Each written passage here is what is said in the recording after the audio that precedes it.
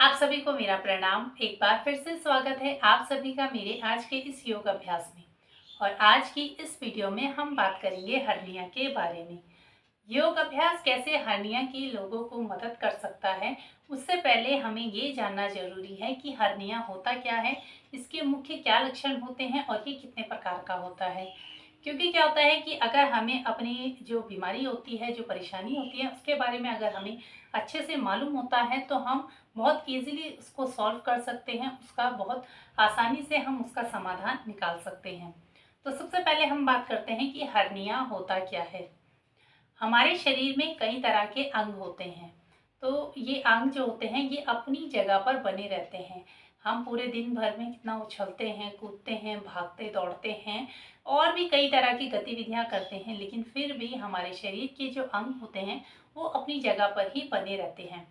इन अंगों का अपनी जगह पर बने रहने का जो मेन कारण है वो ये है कि हमारे अंगों के ऊपर एक परत होती है जो कि उन्हें सुरक्षा प्रदान करती है, उन्हें अपने स्थान पर, अपनी जगह पर रहने रखे रखती है।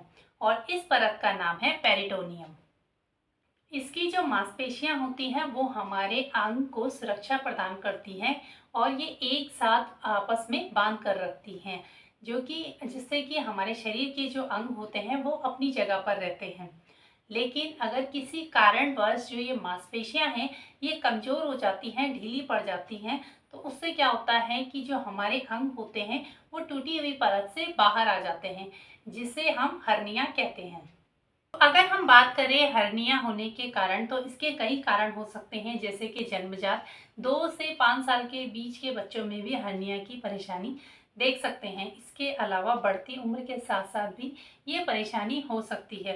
इसके अलावा लेडीज़ में ये प्रॉब्लम प्रेगनेंसी के टाइम में देखने को मिलती है। और कई बार ये प्रॉब्लम किसी को अगर पुरानी कब्ज हो, किसी को स्टूल पास करने में दिक्कत होती हो, तो उससे भी ये, जैसे कि हम जब स्टूल पास करते हैं उसमें प्रेशर लगाते हैं, तो उससे भी कई बार क्या होता है कि हमारे अंग, जो ये परत होती है, ये परत टूटकर हमारे जो शरीर के अंग होते हैं वो बाहर निकल जाता है। उससे भी ये हर्निया की प्रॉब्लम हो सकती है।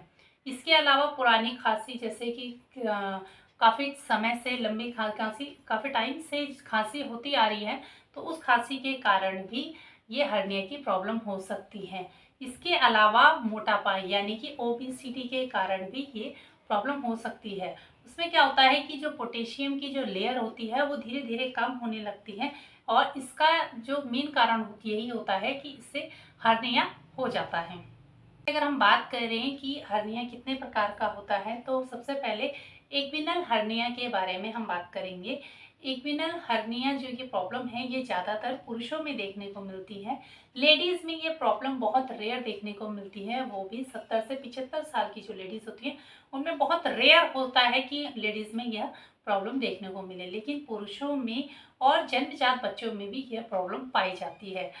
एक्विनल हर्निया के बारे में अगर बात करें, तो ये हमारी आंत का एक हिस्सा जब एक परत से बाहर निकल जाता है तो उसे एक्विनल हर्निया कहते हैं। और इस आंत के हिस्से को जब ये बाहर निकलता है तो इसे एक्विनल कैनल, जो कि हमारे ग्रोइन के पास होता है, इसलिए इसे एक्विनल हर्निया कहा जाता है। और ये प्रॉब्लम तब होती है जैसे कि तेज खांसने से या फिर कोई भारी सामान उठाने से ये प्रॉब्लम हो सकती है। इसमें क्या होता है कि हमारे ग्रोइन के पास बहुत तेज दर्द होता है, जिसे हम एक्विनल हर्निया कहते हैं। इसके बाद आता है हाइडल हर्निया।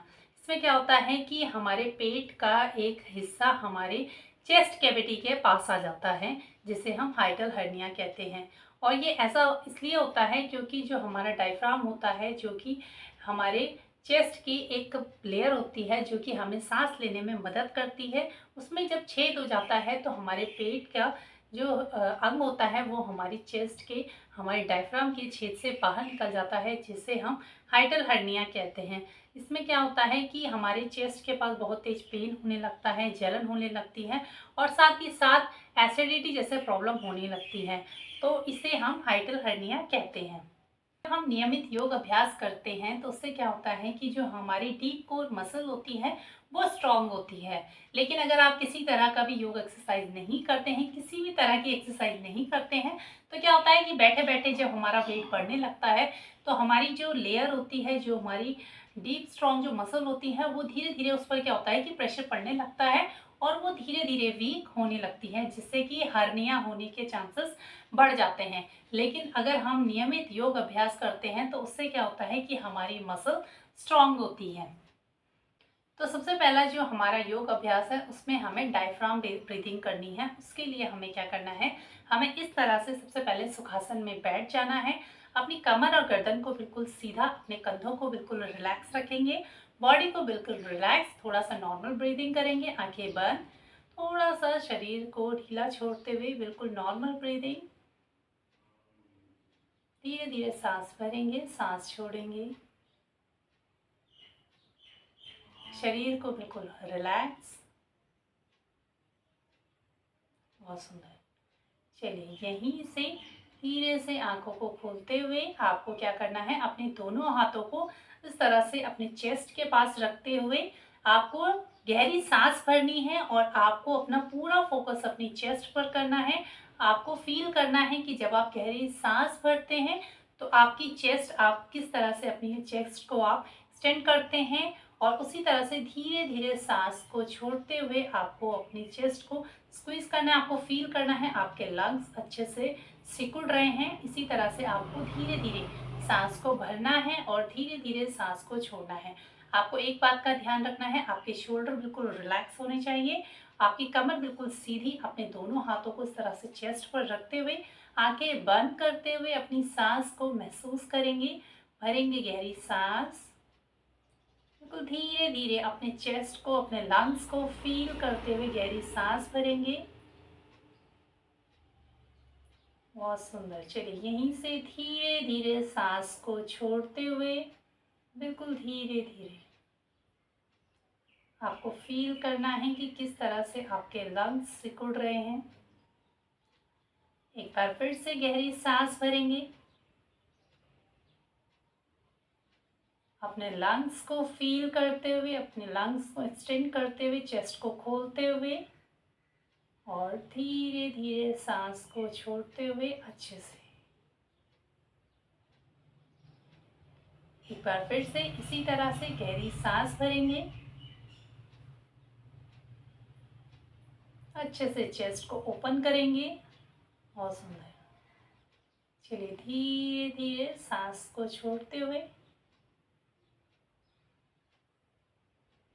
धीरे धीरे, बहुत सुंदर। चलिए, धीरे से हाथों को वापस ले आएंगे, धीरे से आंखों को खोल लेंगे और नॉर्मल ब्रीदिंग करेंगे। इस तरह की ब्रीदिंग को हम डायफ्राम ब्रीदिंग कहते हैं। दूसरा आसन आता है हमारा बर्जरी आसन, यानी कि कैट पोज। आपको क्या करना है, इस तरह से वज्रासन में बैठ जाना है, अपने दोनों हाथों को आगे की तरफ और थोड़ा सा पैरों के बीच में गैप लेकर आ जाएंगे। आपको इस तरह से अपने टोस को पीछे की तरफ फ्री करते हुए अपने हाथों को अपने शोल्डर की सीध में इस तरह से रखते हुए सामने की तरफ सांस भरते हुए धीरे से गर्दन को ऊपर की तरफ पूरा ऊपर लेकर जाएंगे। गहरी सांस भरेंगे और सांस छोड़ते हुए धीरे से अपनी गर्दन को इस तरह से अंदर की तरफ रोल करते हुए, अपने स्पाइन को अच्छे से रोल करते हुए ऊपर की तरफ इस तरह से धीरे धीरे सांस भरते हुए धीरे से ऊपर की तरफ, इस तरह से ऊपर अच्छे से गहरी सांस भरते हुए और सांस छोड़ते हुए बिल्कुल धीरे धीरे अंदर की तरफ, पूरा अंदर की तरफ अपने स्पाइन को रोल करेंगे, नेक को रोल करते हुए इस तरह से धीरे धीरे सांस भरते हुए ऊपर और धीरे धीरे सांस छोड़ते हुए धीरे से अंदर की तरफ। इस तरह से आप इसका अभ्यास कम से कम 10 बार कर सकते हैं। धीरे धीरे सांस छोड़ते हुए धीरे से ऊपर और इसी तरह से धीरे से वापस पीछे, इस तरह से वज्रासन में वापस बैठ जाएंगे। मर्जरी आसन के बाद हमें क्या करना है, हमें इस तरह से वापस सीधा सामने की तरफ दोनों पैरों को सीधा करते हुए दंड आसन में बैठ जाना है और धीरे से आपको क्या करना है, अपने हिप मसल्स को बाहर की तरफ निकालते हुए बिल्कुल इस तरह से रिलैक्स होते हुए सीधा आपको बैठना है। और यहाँ से आपको क्या करना है, अपने एक पैर को बेंड करते हुए इस तरह से अपने थाइस के पास, आपको ध्यान रखना है आपकी कमर बिल्कुल सीधी होनी चाहिए और यहीं से सांस भरते हुए धीरे से दोनों हाथों को ऊपर की तरफ, अच्छे से ऊपर लेकर जाएंगे। गहरी सांस भरेंगे और धीरे से सांस छोड़ते हुए जितना आगे हो सके आपको क्या करना है, इस तरह से आगे की तरफ चले जाना है। आपको ध्यान रखना है कि आपको अपनी कमर को इस तरह से नहीं झुकाना है। आपको कोशिश करनी है बिल्कुल सीधा रखते हुए और आगे की तरफ इस तरह से जानु शीर्षासन में जाएंगे। धीरे से यहाँ पर रुकेंगे, गहरी सांस भरेंगे, सांस छोड़ते रहेंगे, यहाँ पर थोड़ी देर रुकेंगे। और अगर आप इससे भी एडवांस कर सकते हैं तो आपको क्या करना है, हाथ को सीधा ऊपर की तरफ सांस छोड़ते हुए धीरे से आगे इस तरह से हाथों को इस तरह से अपने पैरों को पकड़ते हुए गहरी सांस भरते हुए और सांस छोड़ते हुए धीरे से नीचे यहाँ पर रुकेंगे। धीरे धीरे सांस भरते रहेंगे, सांस छोड़ते रहेंगे, धीरे धीरे इसी तरह से यहाँ पर बने रहेंगे और धीरे से सांस भरते हुए दोनों हाथों को ऊपर, गहरी सांस भरते हुए और धीरे से नीचे। इसी तरह से आपको दूसरी साइड से करना है।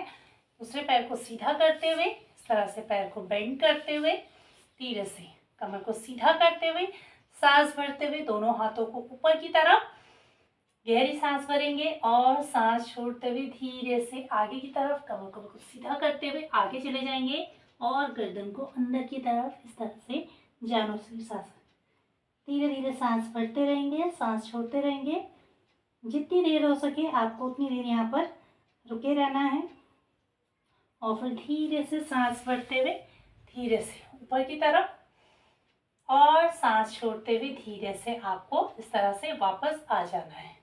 दोनों पैरों को सीधा कर लेंगे और थोड़ा सा यहाँ पर इस तरह से रिलैक्स करेंगे। इसके बाद आपको क्या करना है, अपने दोनों पैरों को सीधा करते हुए इस तरह से सीधा बैठेंगे। अपने पैरों को बेंड करते हुए धीरे से इस तरह से अपने दोनों फीट को इस तरह से मिलाते हुए कमर और गर्दन को बिल्कुल सीधा करते हुए अपने दोनों हाथों को इस तरह से फिंगर्स को लॉक करते हुए अपनी फीट के नीचे इस तरह से भद्रकोण आसन में बैठ जाएंगे।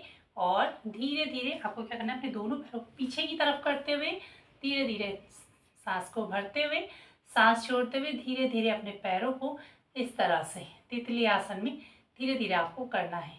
आप जितना चाहें उतना पैरों को उठा सकते हैं, जितना चाहें उतना पैरों को अच्छे से नीचे प्रेस कर सकते हैं। बिल्कुल धीरे धीरे फ्लाई, यानी कि जो तितली आसन होता है, जो हमारा भद्रकोण आसन होता है, वो हमारे एब्डक्टर मसल्स के लिए बहुत ही ज़रूरी होता है। ये हमारी जो मसल्स होती हैं, हमारी एब्डक्टर जो मसल होती है, उसको स्ट्रॉन्ग बनाने में मदद करता है। तो आज के जो योग अभ्यास थे वो हमारे उन्हीं मसल्स को स्ट्रॉन्ग करने के लिए थे, जो कि हर्निया होने की संभावना को बहुत कम कर देता है। तो इसी तरह से हमें योग अभ्यास नियमित करते रहना चाहिए। तो आज के वीडियो में इतना ही। वीडियो पसंद आए तो प्लीज़ चैनल को सब्सक्राइब, वीडियो को लाइक जरूर कीजिएगा। फिर मिलते हैं किसी नई वीडियो में नए टॉपिक के साथ। तब तक के लिए आप सभी को मेरा प्रणाम।